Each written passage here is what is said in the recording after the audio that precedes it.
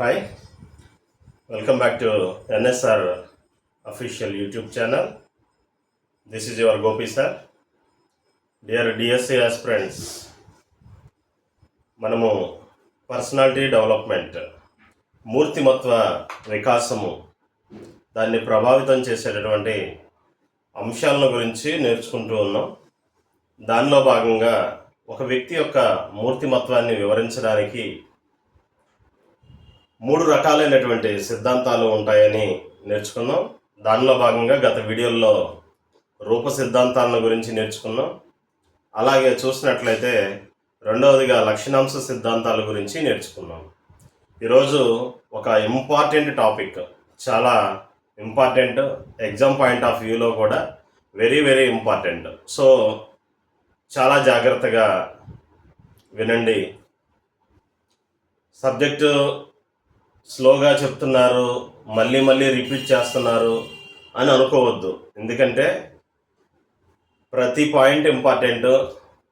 మనకి ఎగ్జామ్లో half mark కూడా ఇంపార్టెంట్ కాబట్టి మీకు అర్థమయ్యేలాగా ఉండాలని మళ్ళీ మళ్ళీ రిపీట్ చేస్తున్నా.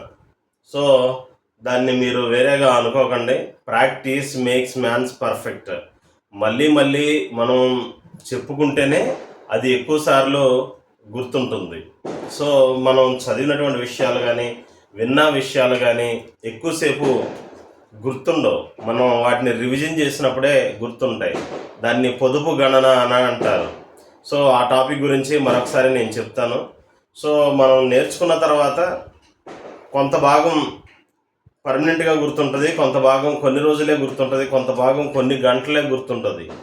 సో మళ్ళీ మళ్ళీ రిపీట్ చేస్తే అది మనకు ఉపయోగపడుతుందే తప్పనిచ్చి మనకు నష్టం ఏమీ లేదు. సో జాగ్రత్తగా వినండి. ఈ రోజున మనము ఒక మనిషి యొక్క మూర్తిమత్వాన్ని వివరించడానికి అవసరమయ్యేటటువంటి సిద్ధాంతాలు ఏవైతే ఉన్నాయో ఆ సిద్ధాంతాల్లో మూడవ సిద్ధాంతం ఏంటిదంటే నిర్మిత సిద్ధాంతాలు. మూడవది నిర్మిత సిద్ధాంతాలు. నిర్మిత సిద్ధాంతాలు అంటే డెవలప్ చేసినటువంటివి. ఇంతకుముందు ఫస్ట్ రూప సిద్ధాంతాలు నేర్చుకున్నాం. అవి వ్యక్తి యొక్క రూపురేఖలను బట్టి ఆ వ్యక్తి యొక్క మూర్తిమత్వాన్ని అంచనా వేయడానికి మనం ఉపయోగించేటటువంటి లక్షణాల గురించి నేర్చుకున్నాం కాబట్టి రూప సిద్ధాంతాలు అన్నాం. తర్వాత ఒక వ్యక్తి యొక్క లక్షణాలను బేస్ చేసుకుని, లక్షణాంశాలను బేస్ చేసుకుని మనం వివరించినటువంటి సిద్ధాంతాలు క్యాటిల్ సిద్ధాంతం కానీ, అలాగే చూసినట్లయితే నెక్స్ట్ ఆల్పోర్ట్ సిద్ధాంతం కానీ, ఈ రెండు చూసినట్లయితే మనము లక్షణాంశ సిద్ధాంతాల కింద నేర్చుకున్నాం.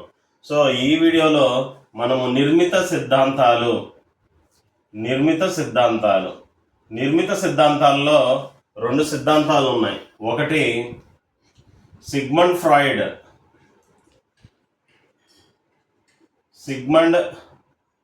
ఫ్రాయిడ్ వివరించినటువంటి మనోవిశ్లేషణ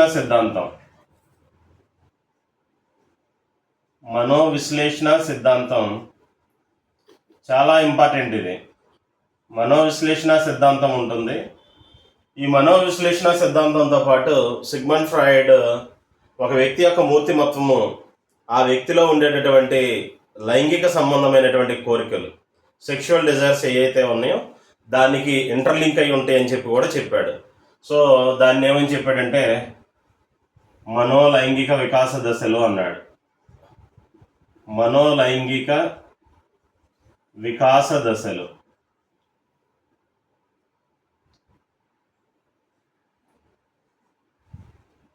సో సిగ్మండ్ ఫ్రాయిడ్ చెప్పినటువంటిది మనోవిశ్లేషణ సిద్ధాంతం ఉంటుంది.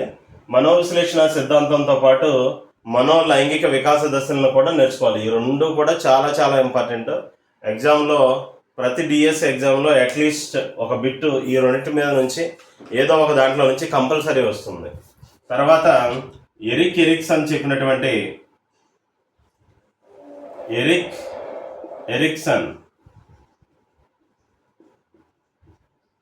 చెప్పినటువంటి మనోసాంఘిక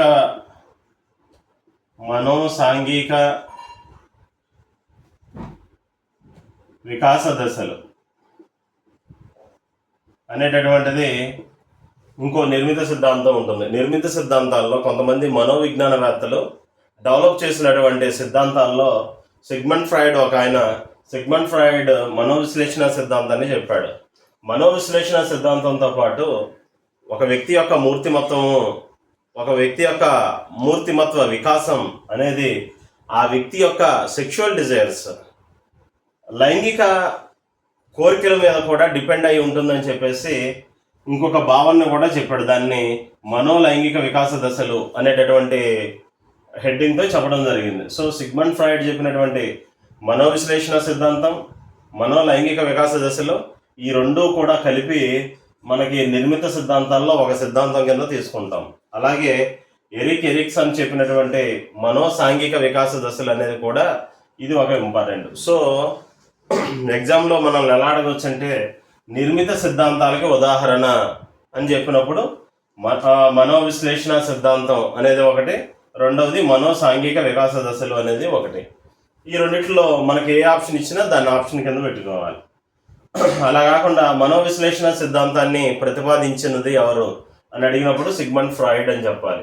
లేదంటే మనోలైంగిక వికాస దశల్ని వివరించింది ఎవరు అంటే సిగ్మండ్ ఫ్రాయిడ్ అని చెప్పాలి. లేదంటే మనోసాంఘిక వికాస దశలను వివరించింది ఎవరు అంటే ఎరిక్ ఎరిక్సన్ అనేది చెప్పాలి. సో మనం నిర్మిత సిద్ధాంతాల కింద సిగ్మండ్ ఫ్రాయిడ్ వివరించినటువంటి మనోవిశ్లేషణ సిద్ధాంతం, మనోలైంగిక వికాస దశలు, దాంతోపాటు ఎరిక్ ఎరిక్సన్ వివరించినటువంటి మనోసాంఘిక వికాస దశలు, ఈ మూడింటి గురించి కూడా నేర్చుకుంటాం. ఈ రెండింటినీ కలిపి ఒక్కదాని కిందే అనుకోవాలి. సిగ్మండ్ ఫ్రాయిడ్ చెప్పినటువంటి నిర్మిత సిద్ధాంతం, తర్వాత ఎరిక్ ఎరిక్సన్ చెప్పినటువంటి మనోసాంఘిక వికాస దశలు అనేటటువంటిది ఇది ఒకటి. సో రెండింటి కింద తీసుకోవాలి. ఇక్కడ రెండు చెప్పుకుంటాము, కానీ రెండూ కలిపి ఒక్కదాని కింద తీసుకుంటాము. అయితే ఇక్కడ ఈరోజు వీడియోలో మనం నేర్చుకునేది ఏంటంటే సిగ్మండ్ ఫ్రాయిడ్ వివరించినటువంటి మనోవిశ్లేషణ సిద్ధాంతం, అలాగే మనోలైంగిక వికాస దశల గురించి మాత్రమే ఈ రెండు టాపిక్లు నేర్చుకుంటాం. సో ఈ రెండు టాపిక్లు నేర్చుకుంటే చాలా మంచిగా మనం స్కోర్ చేయొచ్చు. సో రెండు టాపిక్సే కదా, చిన్నయే అని అనుకోవద్దు. అసలు చిన్నవి కాదు, అది చాలా పెద్దవి, కానీ వాటిని మనం సింప్లిఫైడ్ చేసి చెప్పుకుంటున్నాం. సో జాగ్రత్తగా వినండి. ఇవి ఎగ్జామ్కి చాలా చాలా ఇంపార్టెంట్. మిస్ చేయొద్దు. మళ్ళీ మీరు అటు ఇటు చూసి దాన్ని మిస్ చేసుకోవద్దు. సో ఈరోజు సిగ్మండ్ ఫ్రాయిడ్ వివరించినటువంటి మనోవిశ్లేషణ సిద్ధాంతం, మనోలైంగిక వికాస దశల గురించి నేర్చుకున్నాం. దానిలో భాగంగా ఫస్ట్ మనోవిశ్లేషణ సిద్ధాంతం నేర్చుకున్నాం. లైంగిక వికాస దశల గురించి తర్వాత నేర్చుకుందాం. ముందు మనో విశ్లేషణ సిద్ధాంతం. సిగ్మండ్ ఫ్రాయిడ్ వివరించినటువంటి ఈ మనోవిశ్లేషణ సిద్ధాంతంలో ఒక వ్యక్తి యొక్క మనస్సుని విశ్లేషిస్తే, అంటే సైకో ఎనలిటికల్ థియరీ అంటారు. సైకో ఎనలిటికల్ థియరీ, సైకో అంటే మనస్సుకు సంబంధించింది, తర్వాత ఎనలిటికల్ విశ్లేషణ, మనస్సుని విశ్లేషించడం, మనస్సుని డివైడ్ చేసి అసలు మనసు ఎలా ప్రతిస్పందిస్తుంది, మనసులో ఉండేటటువంటి ఆలోచనలు ఏంటి అని చెబుతూ మనస్సుని విశ్లేషించి ఒక సిద్ధాంతాన్ని చెప్పాడు సిగ్మండ్ ఫ్రాయిడ్. దాన్ని మనం ఏమంటామంటే మనోవిశ్లేషణ సిద్ధాంతం అంటాం. ఇంగ్లీష్ మీడియం వాళ్ళకి వచ్చేటప్పటికి సైకో ఎనలిటికల్ థియరీ అంటారు. సైకో ఎనలిటికల్ థియరీ అంటారు. సో ఇది గుర్తుపెట్టుకోండి. ఈ మనోవిశ్లేషణ సిద్ధాంతంలో సిగ్మండ్ ఫ్రాయిడ్ చెప్పినటువంటి దాంట్లో మూడు భాగాలు ఉంటాయి. ఈ మూడు పార్ట్స్ని గుర్తుపెట్టుకోండి. సో మూడు పార్ట్స్ ఏంటంటే the first one is the చలన శక్తి అంటారు. చలన శక్తి. రెండవదిగా చూసినట్లయితే ఆర్జిత శక్తి అంటారు. ఆర్జిత శక్తి ఇంపార్టెంట్, సింపుల్గా తీసుకోమాకండి, చాలా ఇంపార్టెంట్. సైకాలజీ మొత్తానికి సిగ్మండ్ ఫ్రాయిడ్ చెప్పినటువంటి మనోసాంఘిక విశ్లేషణ సిద్ధాంతమే చాలా ఇంపార్టెంట్. సో లైట్గా తీసుకోమాకండి, వెరీ సీరియస్గా దీన్ని ప్రిపేర్ అవ్వండి. సిగ్మండ్ ఫ్రాయిడ్ చెప్పినటువంటి మనోవిశ్లేషణ సిద్ధాంతంలో చలన శక్తి, ఆర్జిత శక్తి, మూడవది చూసినట్లయితే శరీరోపరతల శక్తి. శరీరోపరతల శక్తి ఇక్కడ చదవడానికి కొంచెం కష్టంగా అనిపిస్తే ఈ పదాన్ని మనం విడదీసుకొని చదవండి. శరీరోపరతల అన్నదాన్ని శరీర ఉపరితల శక్తి అనేటటువంటి దానిగా చదువుకోండి. సో అప్పుడు ఈజీగా ఉంటుంది. శరీర ఉపరితలం అంటే శరీరం మీద ఉపరితలం, బయటికి కనిపించేటటువంటి శక్తి ఏదైతే ఉంటుందో దాన్ని మనం శరీర ఉపరితల శక్తి అని చెప్పి అంటాం. సో ఇలాగా చలన శక్తి, ఆర్జిత శక్తి, శరీర ఉపరితల శక్తి. ఇలా 3 భాగాలుగా ఉంటాయి. ఈ 3 భాగాల్లో చూసినట్లయితే దీన్ని చలన శక్తిని ఏమన్నారంటే డైనమిక్ ఆస్పెక్ట్ అన్నారు. అంటే మనసుకు సంబంధించినటువంటి డైనమిక్. మనసు ఏం చేస్తూ ఉంటుంది? చలనం. మనసు కూడా చలనం ఉంటుంది, చలిస్తూ ఉంటుంది. సో దానికి ఉండేటటువంటి చలన శక్తిని డైనమిక్ ఆస్పెక్ట్ అన్నారు. తర్వాత ఆర్జిత శక్తిని ఏమన్నారంటే ఇంగ్లీష్లో ఎకనామిక్ ఆస్పెక్ట్ అంటారు. ఎకనామిక్ ఆస్పెక్ట్ అంటే సంపాదించటం. ఆర్జితం అంటే సంపాదించటం. ఏం సంపాదిస్తాం? డబ్బు సంపాదన కాదు, మనస్సు కూడా కొన్నిటిని సంపాదించుకుంటుంది. అందుకని దాన్ని ఏమంటారంటే ఆర్జిత శక్తి అంటారు. అలాగే శరీరోపరితల శక్తి, దీన్ని టోపోగ్రాఫిక్ ఆస్పెక్ట్ అంటారు. Topographic aspect. So English medium వాళ్ళు కూడా ఈ పదాలు నోట్ చేసుకోండి. సో మీరు ఇంగ్లీష్లో ఈ పదాలను గుర్తుపెట్టుకోండి, కానీ కాన్సెప్ట్స్ మాత్రం తెలుగులోనే గుర్తుపెట్టుకోండి, అప్పుడు మీకు ఈజీగా ఉంటుంది. ఇక్కడ చూస్తే సిగ్మండ్ ఫ్రాయిడ్ వివరించినటువంటి మనోవిశ్లేషణ సిద్ధాంతంలో 3 రకాలుగా డివైడ్ చేశాడు. శరీరోపరితల శక్తి, ఆర్జిత శక్తి, శరీరోపరితల శక్తి అని చెప్పాడు. సో చలన శక్తిలో డైనమిక్ ఆస్పెక్ట్లో ఏముంటుంది అంటే the first one is the id ఉంటుంది. తెలుగులోనే రాసుకున్నాం, ఇడ్. ఫస్ట్ ఇడ్ ఉంటుంది, తర్వాత ఈగో ఉంటుంది. ఇడ్, ఈగో, నెక్స్ట్ సూపర్ ఈగో అని ఉంటుంది.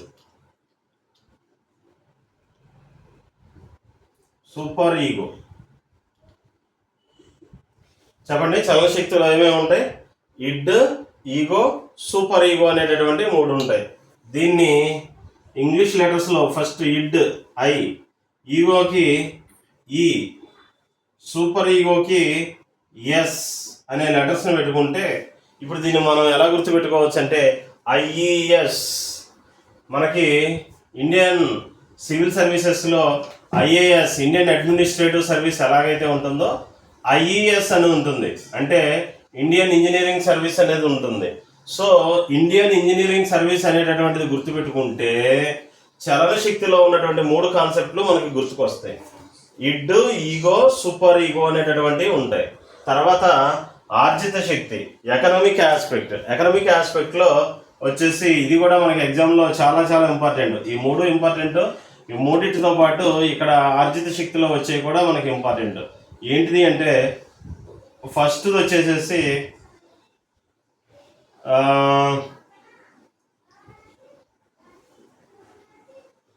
దీన్ని ఈరాస్ అంటారు.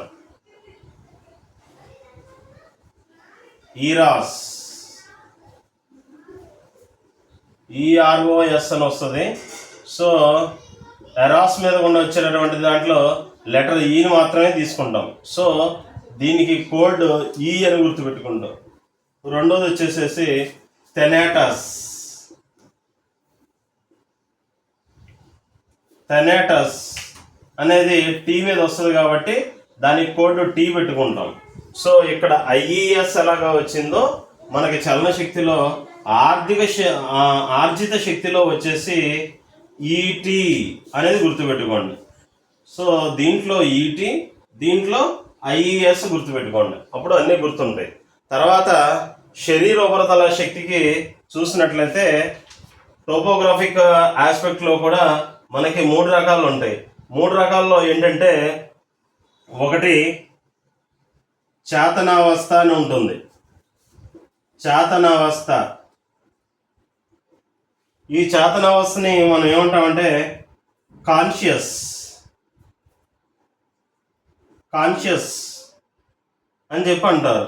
తర్వాత 2 ఉపచేతనావస్థ.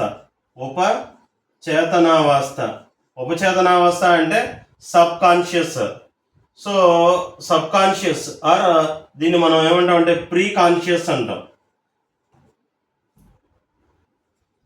Pre conscious. So conscious, preconscious. మూడవదిగా చూసినట్లయితే దీన్ని మనం ఏమంటామంటే అన్కాన్షియస్. అన్కాన్షియస్ అంటే తెలుసుగా మీకు, అన్కాన్షియస్ అంటే స్పృహ లేకుండా ఉండడాన్ని అన్కాన్షియస్ అంటారు. సో ఈ అన్కాన్షియస్ అనేటటువంటిది ఏంటిదంటే అచేతనావస్థ అనేది ఉంటుంది. సో తెలుగులో మనం చెప్పుకోవాలంటే చేతనావస్థ, ఉపచేతనావస్థ, అచేతనావస్థ అనేటటువంటివి 3 ఉంటాయి దేంట్లో, శరీరోపదల శక్తిలో. దీన్ని ఇంగ్లీష్లో కాన్షియస్, ప్రీకాన్షియస్, అలాగే చూసినట్లయితే అన్కాన్షియస్ అంటారు. సో దీన్ని ఎలా గుర్తుపెట్టుకోవాలి అంటే కాన్షియస్కి కోడ్ సి, తర్వాత ప్రీకాన్షియస్లో పి, తర్వాత అచేతనావస్థ అన్కాన్షియస్కి యు. So CPU. సిపియు అంటే మనకి కంప్యూటర్లో ఒక యూనిట్ ఉంటుంది, సిపియు, సెంట్రల్ ప్రాసెసింగ్ యూనిట్ అంటారు. సో ఇప్పుడు చలన శక్తి, ఆర్థిక శక్తి, శరీరోపరతల శక్తి, ఈ మూడింటిని గుర్తుపెట్టుకోవడానికి చలన శక్తిలో మనకి 3 ఉంటాయి. ఆ మూడింటిని మనం ఏమని గుర్తుపెట్టుకుంటాం, ఐఈఎస్ అని గుర్తుపెట్టుకుంటాం. సో ఇక్కడ కోడ్ ఏంటంటే చలన శక్తికి సంబంధించి కోడ్ ఐఈఎస్. ఆర్జిత శక్తిలో ఈరాస్, థెనాటస్ అనేటటువంటివి 2 ఉంటాయి. సో ఈరాస్కి ఈ, థెనాటస్కి టీ. సో ఈటీ. దాంతోపాటు నెక్స్ట్ మనకి శరీరోపరతల శక్తి టోపోగ్రాఫిక్ ఆస్పెక్ట్లో వచ్చేసి మనకి కాన్షియస్, తర్వాత ప్రీకాన్షియస్, అన్కాన్షియస్, సిపియు అనేది గుర్తుపెట్టుకోవాలి. సో ఇలాగా ఐఈఎస్, ఈటీ, సిపియు అనేది గుర్తుపెట్టుకుంటే మనకు అన్నీ గుర్తుంటాయి. సో ఈ కోడ్లు గుర్తుపెట్టుకోండి, మర్చిపోమాకండి. ఈ కోడ్లను బట్టే మనకి అన్నీ ఈజీగా తెలుస్తాయి. ఇక్కడ చూసినట్లయితే చలన శక్తి. చలన శక్తిలో ఒక వ్యక్తి యొక్క మనస్సుని విశ్లేషించినప్పుడు ఆ మనిషిలో ఈ 3 రకాలైనటువంటి శక్తులు ఉంటాయి. Dynamic aspect, economic aspect, topographic aspect అనేటటువంటివి 3 ఉంటాయి. ఈ చలన శక్తిలో డైనమిక్ ఆస్పెక్ట్లో వచ్చేసి 3 ఉంటాయి. ఆ 3 ఏంటంటే ఇడ్, ఈగో, సూపర్ ఈగో. సో దానికి కోడ్ ఏమని చెప్పుకున్నాం, ఐఈఎస్ అంటే ఇండియన్ ఇంజనీరింగ్ సర్వీస్ అనేది గుర్తుపెట్టుకొని దీని ప్రకారం రాసుకోవాలి. సో ఇక్కడ ఇడ్ గురించి మనం చెప్పుకోవాల్సింది ఏంటంటే ఇడ్ అనేది ఒక వ్యక్తిలో అందరిలో ఉంటుంది. ఇడ్ అనేది అందరిలో ఉంటుంది. మంచి, చెడు, తర్వాత ఇది కరెక్టా కాదా అనేటటువంటిది ఏమి ఉండదు.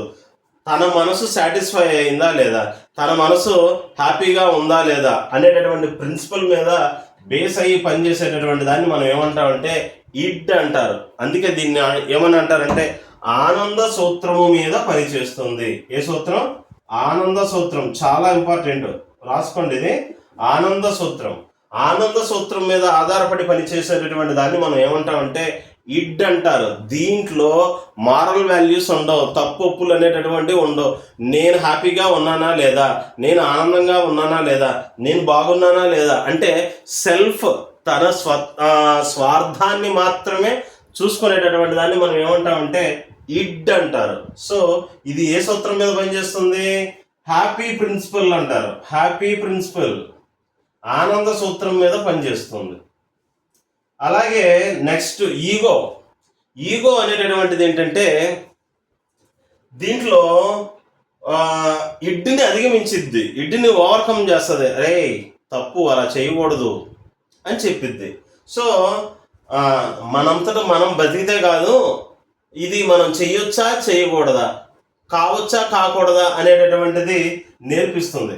సో ఈగో అనేటటువంటిది ఏంటిది అంటే తప్పుల్ని తెలియజేస్తుంది. సో ఇది దేని మీద పనిచేస్తుంది అంటే వాస్తవికత మీద పనిచేస్తుంది. వాస్తవికత, రియాలిటీ మీద పనిచేస్తుంది.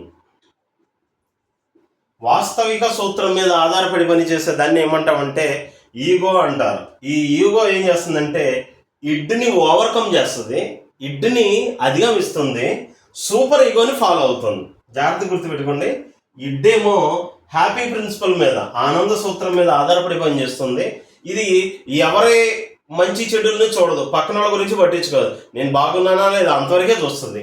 కానీ ఈగో వచ్చేసేసి అరే రియాలిటీలో మనం ఇలా చెయ్యొచ్చా చేయకూడదా, అసలు ఇది కరెక్టా కాదా అని ఆలోచించి ఏం చేస్తుందంటే ఇడ్ని ఓవర్కమ్ చేస్తుంది. మన వరకే చూసుకోవడం కాదు, పక్కన వాళ్ళ మంచి కూడా చూడాలి అనేది చూసి ఆలోచించి రియాలిటీ బేస్ మీద పనిచేస్తుంది ఈగో అనేటటువంటిది.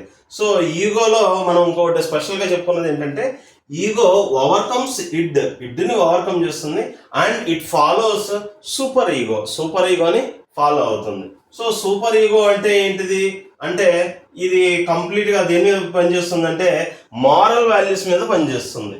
దేని మీద పనిచేస్తుంది? మారల్ ప్రిన్సిపల్ మీద పనిచేస్తుంది. నైతిక సూత్రం మారల్ వాల్యూస్ మీద పనిచేసేటటువంటిది ఏంటిదంటే సూపర్ ఈగో అంటారు. నైతికత అంటే కొన్ని నైతిక విలువల్ని పాటించింది. అరే మనం చేసేది తప్పు, ఇలా చేయకూడదు, కరెక్ట్ కాదు, ఇలా చేయకూడదు అని చెప్తుంది. అలా చెప్పేటటువంటి దాన్ని మనం ఏమంటామంటే సూపర్ ఈగో అంటారు. సూపర్ ఈగో అని చెప్పి అంటారు. కాబట్టి ఇడ్ అనేది ఏంటంటే ఎలాగైనా పర్లా చేసే అంటది, కానీ ఈగో లేదు చేయకూడదు అని చెప్పింది. సూపర్ ఈగో ఏం చేస్తుంది అంటే చేయకూడదు. ఎందుకు చేయకూడదు అంటే అది మారల్ వాల్యూ కాదు, అది నైతిక విలువ కాదు, ఇది మనం చేసేది తప్పు అని మనసుని గద్దిస్తూ ఉంటుంది. సో మనసులో ఈ 3 రకాలైనటువంటి చలనాలు ఉంటాయి. అంటే మనసు ఒక్కొక్కసారి అరే చేసే ఏం పర్వాలేదు, నీ ఇష్టం వచ్చినట్టు హ్యాపీగా ఉండని చెప్తుంది. ఎవరిని పట్టించుకోమాక అంటది, నీకు నచ్చినట్టు ఉండని చెప్పింది. అది ఇడ్. ఈగో వచ్చేసేసి ఏం చేస్తుంది అంటే రే చేయకూడదు అని చెప్తుంది. సూపర్ ఈగో ఏం చేస్తుంది అంటే నువ్వు చేసే తప్పు, ఇలా ఉండకూడదు అని చెప్పేది సూపర్ ఈగో అనమాట. సో ఇక్కడ చలన శక్తులు అంటే ఒక మనసు చలించినప్పుడు 3 రకాలైనటువంటి భావాలు వస్తాయి. కొంతమంది ఓన్లీ వాళ్ళు హ్యాపీగా ఉంటే చాలు అన్న దాని మీద, నేను హ్యాపీగా ఉన్నాను కదా, హ్యాపీగా ఉంటే చాలు అని హ్యాపీ ప్రిన్సిపల్ మీద బేస్ చేసుకుని వాళ్ళకి నచ్చినట్టు ఉంటారు. అది ఇడ్ అంటారు. అలా కాకుండా కొంతమంది ఏదైనా తప్పు చేయవలసి వచ్చినప్పుడు రే ఇలా చేయకూడదు కదా అని ఆలోచిస్తారు. వాళ్ళల్లో ఉండేటటువంటి మూర్తిమత్వం ఏంటంటే వాళ్ళు రియాలిటీని ఆలోచిస్తారు, వాస్తవికతను ఆలోచిస్తారు. కానీ సూపర్ ఈగో ఏం చేస్తుందంటే నువ్వు చేసేది తప్పు, ఎందుకంటే అది రూల్స్కి వ్యతిరేకంగా చేస్తున్నావు, మారల్ వాల్యూస్ని ఫాలో అవ్వట్లేదు. మారల్ వాల్యూస్ని ఫాలో అవ్వాలి చెప్పేది ఎవరంటే సూపర్ ఈగో అంటారు అనమాట. ఇది ఏ ప్రిన్సిపల్ మీద పనిచేస్తుంది? నైతికత మీద పనిచేస్తుంది. ఎగ్జాంపుల్ ఏమని అడుగుతాడంటే ఆనంద సూత్రము మీద పనిచేసేది అని అడుగుతాడు. సో ఆనంద సూత్రం మీద పనిచేసేది ఏంటిది? ఇడ్. ఇక్కడ మీరు కోడ్ ఏమని పెట్టుకోవచ్చు అంటే ఇడ్ హ్యాపీతో కనెక్ట్ అయి ఉంటుంది కాబట్టి IH or HI అని గుర్తుపెట్టుకోండి. తర్వాత ఈగో దేని మీద ఆధారపడి పనిచేస్తుంది? రియాలిటీ మీద. సో ER or RE అని గుర్తుపెట్టుకోండి. తర్వాత సూపర్ ఈగో దేన్ని బేస్ చేసుకొని పనిచేస్తుంది? నైతికత, మారల్ వాల్యూస్ని బేస్ చేసుకొని పనిచేస్తుంది. సో సూపర్ ఈగోకి ఏమని పెట్టాలి ఇక్కడ? SM అని గుర్తుపెట్టుకోండి. సో ఇలా IHతో ERతో SMతో లింకప్ అయి ఉంటాయి అనేది గుర్తుపెట్టుకుంటే మనకి ఈజీగా వచ్చేస్తుంది. ఎగ్జాంపుల్లో ఆనంద సూత్రం మీద ఆధారపడి పనిచేసేది ఇడ్, వాస్తవికత మీద ఆధారపడి పనిచేసేది ఈగో, నైతికత మీద పనిచేసేది సూపర్ ఈగో అని చెప్పి అన్నారు, రాసేస్తాం. అలా కాకుండా ఒక్కొక్కసారి ఏమని అడుగుతాడంటే ఇడ్ని ఓవర్కమ్ చేస్తూ సూపర్ ఈగోని ఫాలో అయ్యేది ఏంటిది అంటాడు. అప్పుడు ఈగో అనేటటువంటిది మధ్యలో ఆన్సర్ ఇది పెట్టుకోవాలి. ఇడ్ని ఓవర్కమ్ చేస్తుంది, సూపర్ ఈగోని ఫాలో అవుతుంది. ఎవరిది? ఈగో అనేటటువంటిది. సో చలన శక్తి ఒక మనసుకు ఒక వ్యక్తికి సంబంధించినటువంటి మనసు చలన శక్తిలో 3 రకాలుగా ఇడ్డు, ఈగో, సూపర్ ఈగో లాగా ఫీల్ అవుతూ ఉంటాయి. సో ఒక్కొక్కళ్ళలో ఒక్కొక్కలాగా ఉంటుంది. సో ఇవి ఇడ్డు, ఈగో, సూపర్ ఈగో. ఈ 3 ఒక బిట్ ఎప్పుడు కూడా వస్తూనే ఉంది ఎగ్జామ్లో, ప్రతి డిఎస్సి ఎగ్జామ్లో గుర్తుపెట్టుకోండి. రెండవ చూసినట్లయితే ఆర్జిత శక్తి, ఎకనమిక్ ఆస్పెక్ట్. మన మనసు కొన్నిటిని సంపాదించుకుంటుంది. ఏం సంపాదించుకుంటుంది అంటే చూడండి ఇక్కడ ఈరాస్ అంటే ఏంటంటే జీవితేచ్ఛ అంటారు తెలుగులో జీవితేచ్ఛ అంటే బ్రతకాలి, నేను మంచిగా ఉండాలి, అలాగే అందరికీ నేను సహాయం చేయాలి, ఏం పర్వాలేదు, ఇంతటితో అయిపోలేదు, జీవితం ఇంకా ఉంది అని ఏం చేస్తున్నారంటే ఒక కన్స్ట్రక్టివ్ మైండ్తో, అంటే వాళ్ళు ఎన్ని ఫెయిల్యూర్స్ చూసినా కూడా వాళ్ళు అమ్మో ఫెయిల్యూర్ అయిపోయాం కాబట్టి ఇక మన జీవితం వేస్ట్ అని అనుకోకుండా ఓకే పని అయిపోయింది, ఏదో అయిపోయింది, నెక్స్ట్ టైం మళ్ళీ మంచిగా పనిచేద్దాం, మంచిగా చదువుకుందాం, మంచిగా ప్రయత్నం చేద్దాం అని ఆలోచించేటటువంటి మనసు కొంతమందికి ఉంటుంది. ఆ మనసుకు ఉండేటటువంటి స్వభావాన్ని ఏమంటారంటే ఈరాస్ ఆర్ జీవితేచ్ఛ అంటారు. జీవితేచ్ఛ అంటే జీవితం మీద ఇచ్చ, జీవితం మీద ఇష్టం, జీవితం మీద ఆసక్తి, జీవితం మీద ప్రేమ ఉంటుంది. దాన్ని మనం ఏమంటామంటే ఈరాస్ అంటాం. అలా కాకుండా థెనాటస్ అనేటటువంటిది ఏంటిదంటే మరణేచ్ఛ అంటే అరే లైఫ్ అంతా కూడా స్పాయిల్ అయిపోయింది, వేస్ట్, వద్దు ఈ జీవితం వద్దు అని వాళ్ళకి కానీ లేకపోతే వాళ్ళకి ఎవరైతే నష్టం కలిగించారో ఆ నష్టం కలిగించినటువంటి వాళ్ళకి ఏం చేయాలనుకుంటారంటే వీళ్ళు తిరిగి నష్టాన్ని కలిగించాలనుకుంటారు. అలాంటి స్వభావం ఎవరికైతే ఉంటుందో దాన్ని మనం ఏమంటామంటే థెనాటస్ అంటారు. సో మనసు పాజిటివ్గా రియాక్ట్ అవుతుంది, అలాగే నెగిటివ్గా రియాక్ట్ అవుతూ ఉంటుంది. సో పాజిటివ్ థింకింగ్ ఉన్న వాళ్ళు ఏం చేస్తారంటే ఈరాస్ అనేటటువంటి పర్సనాలిటీని కలిగి ఉంటారు. సో వీళ్ళు ఏంటంటే ఎన్ని ఫెయిల్యూర్స్ వచ్చినా సరే ఏమనుకుంటారంటే no problem, failures are stepping stones to success అనుకుంటారు. అంతే. ఎలా అంటే ఒక బకెట్లో నీళ్లు ఉన్నాయి, ఆ నీళ్ళని అందుకోవడానికి ఒక పక్షికి వల్ల కావట్లేదు. అప్పుడు ఏం చేస్తుంది, ఈ పక్షి తీసుకెళ్ళి ఆ బకెట్లో 4-5 రాళ్ళు వేస్తూ ఉంటుంది, ఒక్కొక్క రాయి లేకపోతే అది వేస్తూ ఉన్నటువంటి సమయంలో ఆ నీళ్ళు ఏమవుతాయి అంటే కింద ఉన్న నీళ్లు పైకి వస్తూ ఉంటాయి. సో మనకి కలిగిన ప్రతి అపజయాన్ని ఏం చేయాలంటే నువ్వు ఒక మెట్టుగా మలుచుకోవడం నేర్చుకోవాలి. పోయినసారి డిఎస్సిలో నీకు 60 మార్కులు వచ్చినాయి, ఈసారి ఇంకొక 5-6 మార్కులు లేదా ఒక 10 మార్కులు సంపాదించుకునేలాగా ఒక్కొక్క మెట్టుని పేర్చుకోవాలి. పోయినసారి మనం ఇక్కడ ఫెయిల్ అయ్యాం, ఈ ఏరియాలో ఫెయిల్ అయ్యాం, సో ఈసారి అలా అవ్వకూడదు, ఈ ఏరియాలో వచ్చిన బిట్టుని నేను మిస్ కాకూడదు, సో పోయినసారి చేసిన తప్పు ఈసారి చేయకూడదు అనుకుంటూ ఎవరైతే ఉంటారో వాళ్ళు పాజిటివ్ థింకింగ్ ఉన్నటువంటి వాళ్ళు. దాన్ని ఏమంటామంటే ఎరాస్, జీవితేచ్ఛ. అంటే వాళ్ళు ఎలాగైనా సరే డిఎస్సి కొట్టాలి, ఎలాగైనా సరే నేను టీచర్ని అవ్వాలి అనుకుంటారు. సో అలాంటి ఆశ ఉండాలి, హోప్ ది బెస్ట్.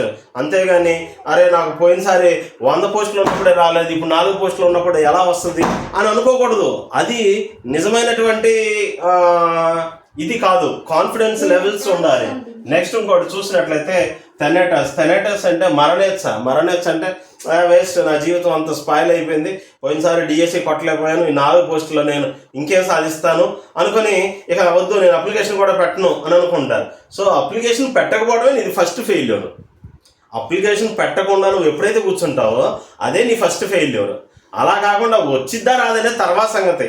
4 పోస్టులే ఉన్నాయి, నువ్వు అప్లై చేసావు, ఒకవేళ అసలు ఎవరు అప్లై చేయలేదు అనుకోండి, యునానిమస్గా అసలు ఎగ్జామ్ జస్ట్ వెళ్ళి పాస్ అయ్యి వచ్చినా సరే నీకు పోస్ట్ వస్తుంది. తెలుసా నీకు ఈ విషయం? ఒక పోస్టే ఉందని చాలామంది ఏం చేస్తారంటే ఎగ్జామ్స్కి అప్లికేషన్స్ పెట్టరు. కానీ ఆ సమయంలో ఏం జరుగుతుందంటే ఆ ఒక్కళ్ళే ఏమవుతారంటే విజేతగా నిలబడతారు. సో ఎప్పుడు కూడా ఆల్వేస్ బీ పాజిటివ్గా ఉండాలి. సో థెనాటస్ అనేటటువంటి వాళ్ళకి ఏంటంటే ఇలాంటి మనస్తత్వం కలిగినటువంటి వాళ్ళు, వాళ్ళకి జీవితం మీద ఆశ ఉండదు, అలాగే పక్కన వాళ్ళు కూడా బతకనివారు. అరే ఎందుకురా మనం పెట్టినా రావురా అని పక్కన వాళ్ళు కూడా చెడగొడతారు. వీళ్ళు ఇంకా చెప్పాలంటే తాను చెడ్డపోతే వాళ్ళ వల్ల చెరిపిందని, సో తాను చెడిపోవడమే కాకుండా అందరినీ చెడగొట్టేస్తూ ఉంటారు అనమాట. అలాంటి స్వభావం కలిగినటువంటి వాళ్ళు. సో థెనాటస్ కలిగినటువంటి వాళ్ళని మనం ఏమని చెప్పొచ్చు అంటే నెగిటివ్ థింకింగ్ ఉన్న వాళ్ళని చెప్పొచ్చు. ఎరాస్ కలిగి ఉన్నటువంటి వాళ్ళని మనం ఏమని చెప్పొచ్చు అంటే పాజిటివ్ థింకింగ్ కలిగినటువంటి వాళ్ళని చెప్పొచ్చు. So I hope you are understanding very well. మీ అందరికీ బాగా అర్థం అవుతుందని అనుకుంటున్నాను. సో ఇది టైం తీసుకున్నా సరే ఈ టాపిక్ వరకు ఇక్కడ కన్క్లూడ్ చేస్తాను. నెక్స్ట్ ఈ మనోవిశ్లేషణ సిద్ధాంతంతో పాటు మనోలైంగిక వికాస దశలు ఏదైతే ఉందో దాన్ని నెక్స్ట్ వీడియోలో చెప్తాను. No problem, don't worry. మీకు ప్రతి టాపిక్ని నేను కవర్ చేస్తాను. కానీ అర్థం కావాలి కాబట్టి కొంచెం లెంత్ తీసుకున్నా సరే కూడా వినండి, అర్థం చేసుకోండి, నోట్స్ రాసుకోండి, ప్రిపేర్ అవ్వండి. ఒక్క హాఫ్ మార్కును కూడా మాకండి. రైట్? ఓకే. సో ఎరాస్, థెనాటస్ అనేటటువంటివి ఆర్జిత శక్తి. అయితే పాజిటివ్గా గెయిన్ చేస్తారు, లేకపోతే నెగిటివ్గా గెయిన్ చేస్తారు. సో మన మనసు ఎలాంటిది అంటే ఆల్ ఈజ్ వెల్ బాగుంది అనుకుంటే అంతా బాగానే తీసుకుంటుంది, బాగాలేదు అంటే అంతా నెగిటివ్గానే వస్తుంది. సో ఎగ్జామ్కి వెళ్ళి లాస్ట్ మూమెంట్లో మనం ఎగ్జామ్ రాసి కంప్లీట్ చేసి బయటకు వచ్చేంత వరకు కూడా మనము రేస్లో ఉన్నాము, రేస్లో నుంచి పక్కకి వెళ్ళా. సో ఆ పరుగు పందెంలో లాస్ట్ సెకండ్ వరకు కూడా అత్యంత అవసరమే. అప్పుడు దాకా థర్డ్ ప్లేస్లో ఉన్నవాడు సడన్గా ఆ 2-3 సెకండ్లోనే ముందుకెళ్ళవచ్చు. సో ఎగ్జామ్ పేపర్లో లాస్ట్ బిట్ రాసేంత వరకు కూడా మీ పేషెన్స్ని కోల్పోవద్దు. సో ఇది ఇంపార్టెంట్. పేషెన్స్ అనేది లేకపోతే జీవితంలో ఏది సాధించలేము. సో ఈ పాయింట్ని మీరు కనుక గుర్తుపెట్టుకుంటే డిఎస్సి కాదు, ఏ ఎగ్జామ్నైనా క్రాక్ చేస్తారు. సివిల్స్ అయినా సరే క్రాక్ చేస్తారు. అంతేగాని అమ్మో ఇంత సిలబస్ ఉంది అని ముందే అనుకుంటే ఏమీ చేయలేం. అమ్మో చాలామంది పోటీ ఉన్నారు, నేను అప్లికేషన్ పెట్టడం కూడా వేస్ట్, 1000 రూపాయలు దండగా, ఇలాంటి మాటలు మాట్లాడమాకండి. ఓకేనా? రైట్. నెక్స్ట్ టోపోగ్రఫిక్ ఆస్పెక్ట్లో వచ్చేసి 3 రకాలు. సింపుల్గా చెప్పేస్తాను. సి అంటే కాన్షియస్ అనుకున్నాం. కాన్షియస్ అంటే చేతనావస్థ, అంటే వర్తమానంలో ఉండి మనం ఇప్పుడు డిస్కస్ చేస్తున్నటువంటి టాపిక్స్ కానీ లేకపోతే ఇప్పుడు జరుగుతూ ఉన్న విషయాలు ఏదైనా జరుగుతూ ఉన్నాయి అనుకోండి మన కళ్ళ ముందు, అప్పుడు ఎవరైనా ఆ విషయాల గురించి అడిగితే మనం ఏం చేస్తాం, వెంటనే ఆన్సర్ చేస్తాం. ఫర్ సపోజ్ ఇప్పుడు నేను క్లాస్ చెప్తున్నాను, ఈ క్లాస్ చెప్పిన పాయింట్లను ఇప్పుడు అడిగాను అనుకోండి, ఎవరిని చెప్పేస్తారు మీరు. దాన్ని కాన్షియస్ అంటారు, చేతనావస్థ అంటారు. అంటే మన బ్రెయిన్ మేల్కొని ఉంది. సో అన్నీ వింటుంది, విన్నటికి రిప్లై ఇస్తుంది, మనం అడిగిన ప్రతి ప్రశ్నకి రిప్లై ఇస్తుంది, అంటే కాన్షియస్.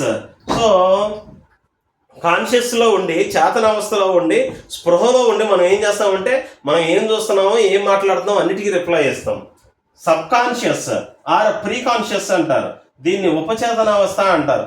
అంటే మనం ఒక లెసన్ విన్నాం లేదా చదివిన తర్వాత మనకి దాని గురించి ఒక క్వశ్చన్ అడిగారు అనుకోండి, వెంటనే గుర్తుకు రాదు.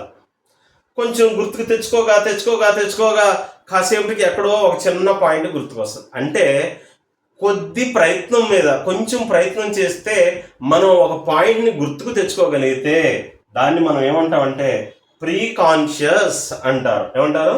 ప్రీ కాన్షియస్ అంటారు. అలా కాకుండా మూడవదిగా చూసినట్లయితే అన్కాన్షియస్ అంటే నువ్వు ఎంత గుర్తుకు తెచ్చినా, ఎన్ని హింట్లు ఇచ్చినా కూడా నీకు ఆన్సర్ తెలియదు. అంటే కోమాలో ఉన్నవాడు ఎలా ఉంటాడు? అన్కాన్షియస్ స్టేట్లో ఉంటాడు, అచేతన అవస్థలో. వాడిని నువ్వేమన్నా అడిగితే చెప్తాడా? ఏమీ చెప్పడు.